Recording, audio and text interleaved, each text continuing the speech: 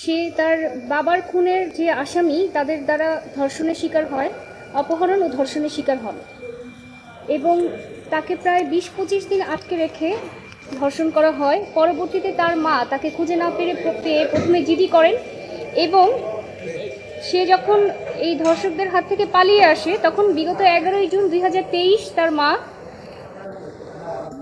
নারায়ণগঞ্জে রূপগঞ্জ থানায় মামলা দায়ের করেন।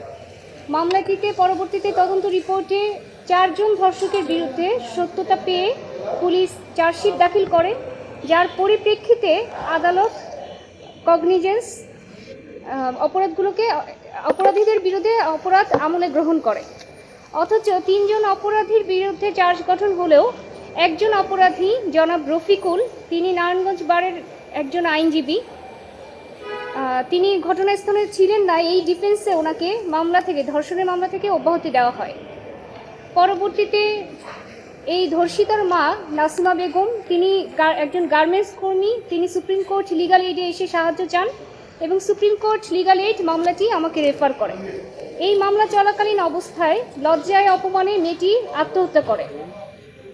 পরবর্তীতে এই মামলার চূড়ান্ত শুনানি শেষে আজ justice K M Hafizul Alam এবং জাস্টিস মোহাম্মদ আতাবুল্লাহ সমন্বয়ে গঠিত বেঞ্চ